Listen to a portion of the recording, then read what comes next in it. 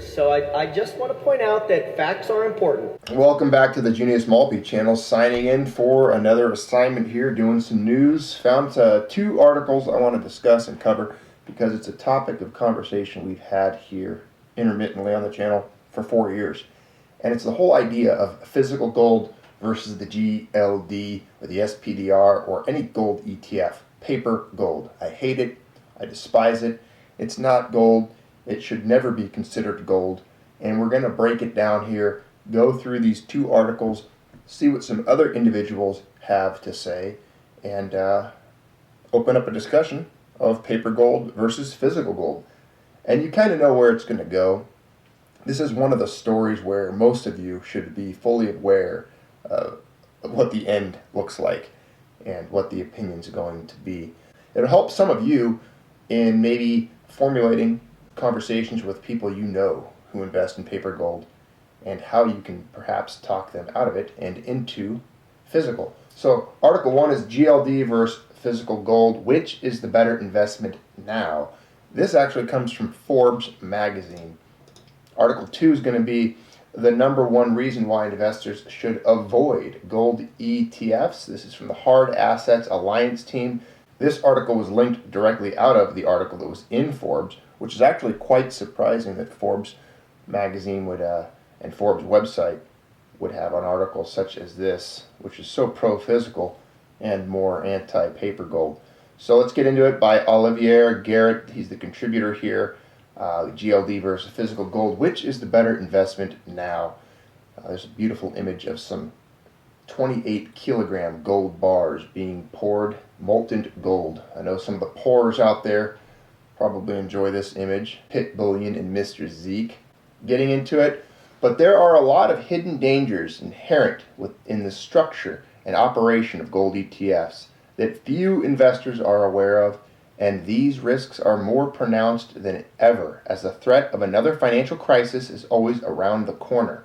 Considering the public's waning trust in the banking system, many investors find themselves wondering how GLD stacks up to owning the real thing. When you look at both assets more closely, it's clear that gold ETFs and gold bullion are very different investments. Why GLD is not the same as gold. SPDR Gold Trust, GLD, the largest, most popular gold ETF, is an investment fund that holds physical gold to back its shares. The share price tracks the price of gold, and it trades like a stock, but the vast majority of investors don't have a claim on the underlying gold. The reason for this is that you can only request physical delivery of metal if you own a minimum of 100,000 GLD shares. Most investors don't. At $1,000 gold, 100,000 shares is more than $1 million. Even if you do own enough shares, the GLD ETF reserves the right to settle your delivery request in cash. That right there tells me nobody's getting physical gold ever. So why is GLD appealing to investors if you never actually own any gold? For one, the fund is both convenient and low cost. If you're looking for an inexpensive way to invest in the direction of the gold price, GLD is ideal. The other advantage is you can employ leverage with options, which can be risky, but it's something you can't do with gold bullion. If you're an investor who doesn't plan to take delivery and you're comfortable with a higher degree of risk, GLD can be a good way to gain exposure to the price of gold. And I can imagine a lot of investors are gambling with other people's money, which makes the ETFs swell on their own. Counterparty risk on all levels. While gold ETFs can be a fine investment, they come with a lot of counterparty risk inherent in their chain of custody. And this risk will only grow commensurately with systemic uncertainties. It just gets better. What a pile of refuse. Think about it. If you own GLD, you must rely on a counterparty to make good on your investment, which means you're trusting somebody else, and nobody is trustworthy, especially if they're in this world, the financial sectors. If the fund's management structure, chain of custody, operational integrity, regulatory oversight, it's unbelievable. It's like a circus of completely incompetent and inept and dishonest individuals. Or delivery protocols break down, your investment is at risk. Think about it. Your investment is dependent upon all of those things we just read. A cabal of guys wearing suits that work in Wall Street and literally eat cocaine by the pound, most likely, and eat $50,000 lunches and gamble with other people's money. Their number one modus operandi is greed and self-serving. They don't care about your money. They're not going to be good stewards of it. The entire purpose, and we'll get into it, for gold is so you can manage and protect your hard-earned wealth. But I digress. It all raises too many questions. Can you be sure the bank doesn't front-run its customers? How safe are the fund's holdings? Is the fund protected by adequate insurance? No. Is the custodian bank trustworthy enough to safeguard the gold? Oh my God. It's like asking Bernie Madoff to watch over your bank account while you go on vacation. The best reason to own gold is as a hedge against risk. It can be your last line of defense in an economic crisis, a form of wealth insurance, if you will. But since gold ETFs are part of the very banking system you need protection from, you must ask yourself if they serve one of the primary purposes for owning gold. In a period of financial crisis, the risks inherent in holding GLD would only rise. In fact, the frequency and severity of counterparty risks with gold ETFs are already rising. Get out, guys. Find the exits. Get to the exits. If you're in ETFs, find an exit strategy. The custodian. When you invest in GLD, you buy shares through an authorized participant, which is usually a large financial institution, responsible for obtaining the underlying assets necessary to create ETF shares. When it does so, it is buying shares in the fund's trustee, the SPDR Gold Trust. The trustee then uses a custodian, HSBC, to source and store the gold for it. Trust in the custodian is paramount. If you're buying gold as a hedge against a failure in the financial system, you must be confident that the custodian would not be impaired if a crisis were to happen. As HSBC is one of the world's largest banks, you simply don't have that assurance. If there's a systemic disruption, your GLD shares would likely be negatively affected. Of course, these institutions hawk this gold as soon as there's a problem in order to stow up and make it look like their institution is healthier than it actually is. You're going to get an IOU slip. And those are as good as cash, right? The sub-custodian. Custodians like HSBC can use sub-custodians, such as another bank, to source and store gold. So in addition to the risk you assume with the fund's primary custodian, you're now exposed to even more risk because it has added another counterparty. So now you hired Bernie Madoff to watch over your financial assets while you go on vacation, and what he did is he hired John Gotti to watch over them as well because he has to go on vacation. So when you get back and Bernie doesn't know where your wealth is, John Gotti doesn't know. He says, well, I gave it to this guy, John Gotti. And he's like, I don't know where it is. You know, this guy's money. He gave it to me. It's gone now. It's just a cluster. It's a cluster. Now we have the trustee. There are no written contractual agreements between sub-custodians and the trustees or the custodians, which means if a sub-custodian drops the ball, the ability of the trustee or the custodian to take legal action is limited. This means you have no protection. This leaves the trustee on the hook for any negligence. But trustees don't insure the gold for gross negligence. They leave that to the custodian, who secures limited general insurance coverage for the contents of their vaults. The value of the gold in the vaults is likely to be much greater than this limited policy would cover. What this all boils down to is that if anything happens to any of the counterparties, you're the one who loses, and you have zero recourse.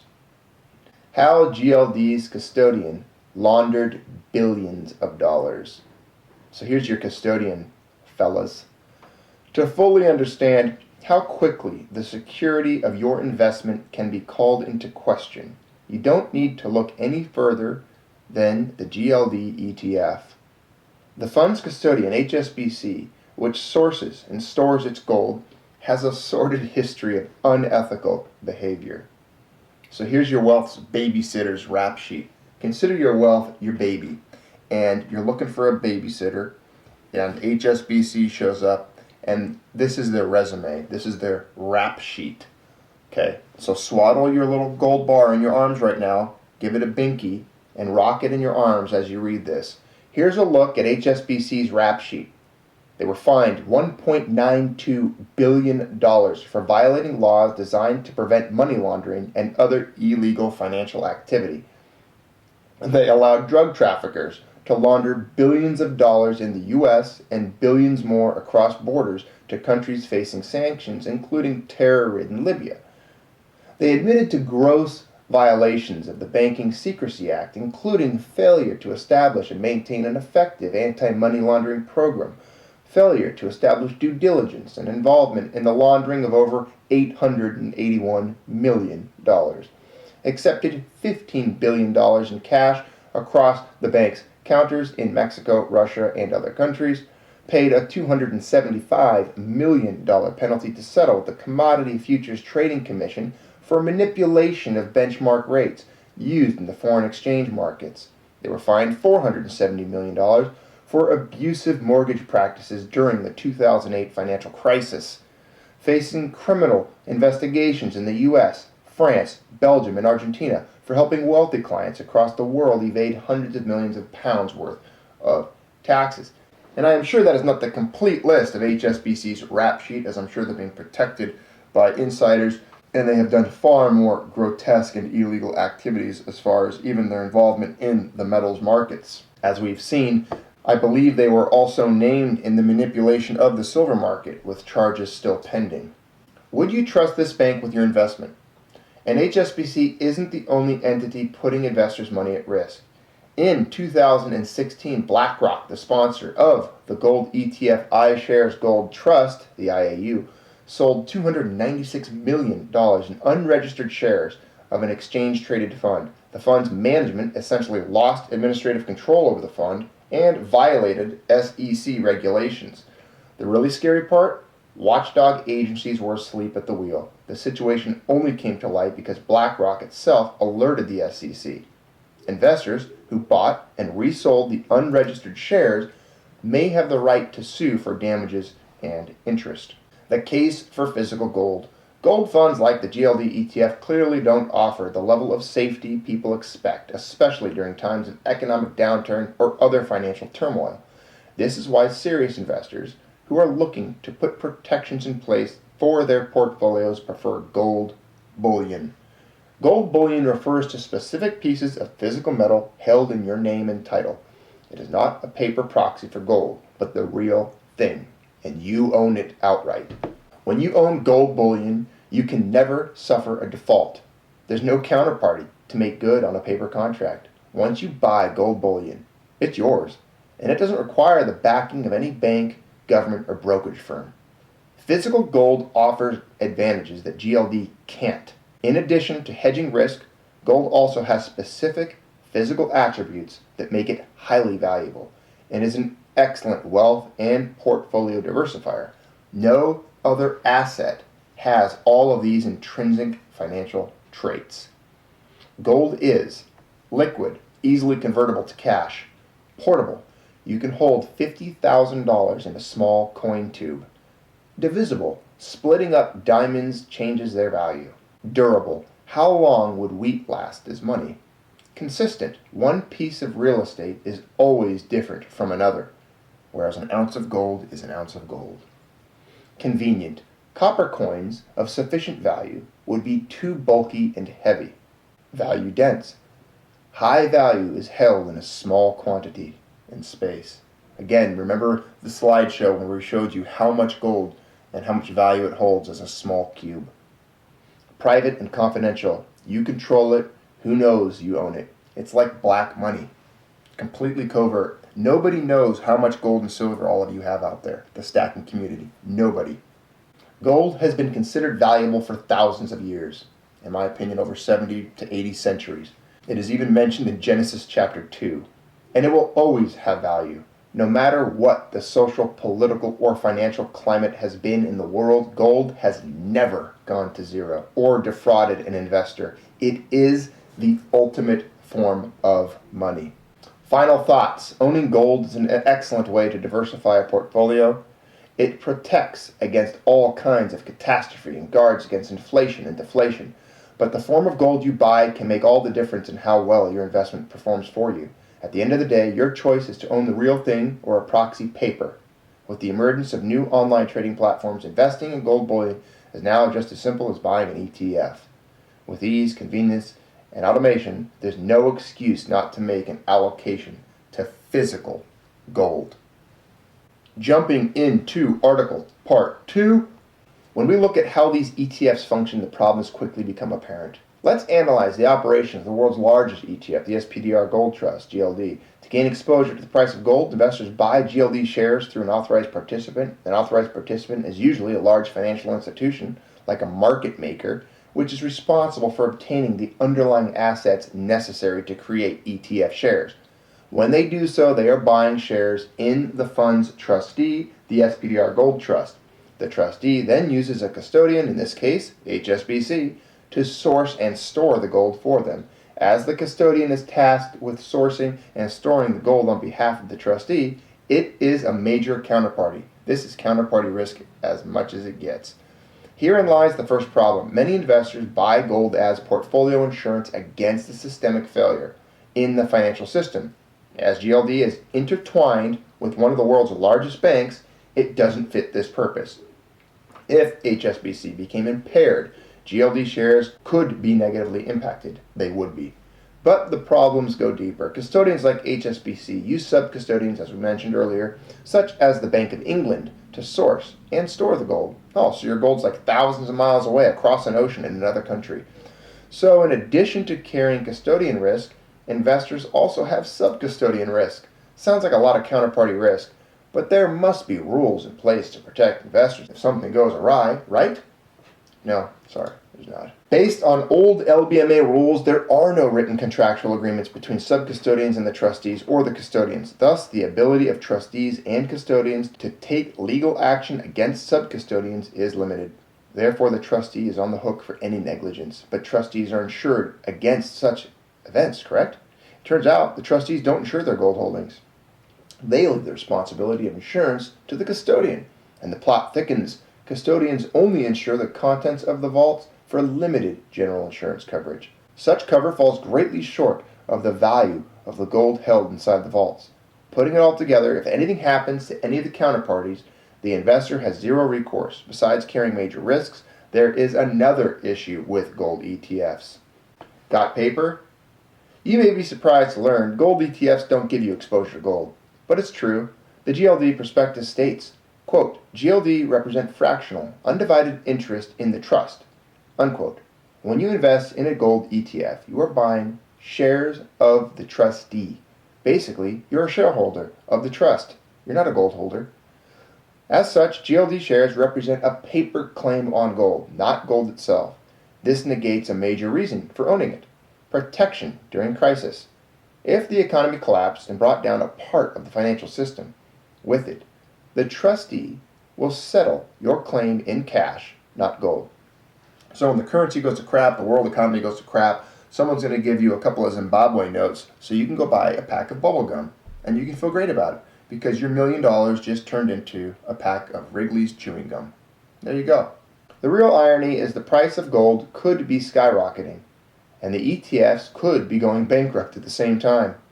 Given these issues long term, investors would be wise to avoid gold ETFs.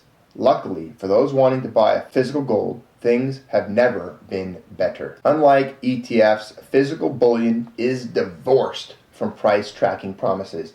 and exonerating 40-plus page prospectuses. It's an asset you can store outside of the banking system with a private company or yourself. It also helps preserve wealth during a time of financial turmoil. Ladies and gentlemen of the Junius Maltby community and channel, all of you in the stacking community, I implore you, I beg you, to not have any money in ETFs at any time. If you do, if you're watching this and you do, your primary task and function, your homework, after closing out this video, no, close out the video now. Get off the video, hit pause, open up another window, move your wealth out of an ETF. I don't want to hear it. I don't want to hear, oh, I'm leveraging and I'm doing this and I'm doing that and I made 15 bucks this month because of it. Get your money. Don't encourage these dens of vipers, these shysters, these criminals. Get your money out of the paper market, get physical gold, put it somewhere. That's your homework. That's your task. So now all of you, look at your physical metal, look at your stack, and feel good about yourself. After hearing this, after reading through these two articles, because the same holds true with the SLV and all the different iShares Silver Trust, think of all the silver ETFs. It's a big fake scam. It's the same as this. You could literally replace the word gold in all of this article that we just read with the word silver, and it works the same way. You don't own silver if you own paper silver. ETFs and the paper market are horrible. Get out. You're in a movie theater, it's on fire, and you can look at the exit. You're 6 feet from it. Go to the door. Thanks for watching the Junius Maltby channel. Stack it deep, stack it cold, stack it metallic. I don't have an opinion on this bill. However, I do have an opinion on facts. Facts are somewhat important, and if we say that gold is going to protect us from inflation, I want to point out that in 1868, gold was $27 an ounce, and today gold is $1,218 an ounce. So you can't say that gold is going to protect us from inflation when you have that type of a price range over the last 100 years. So I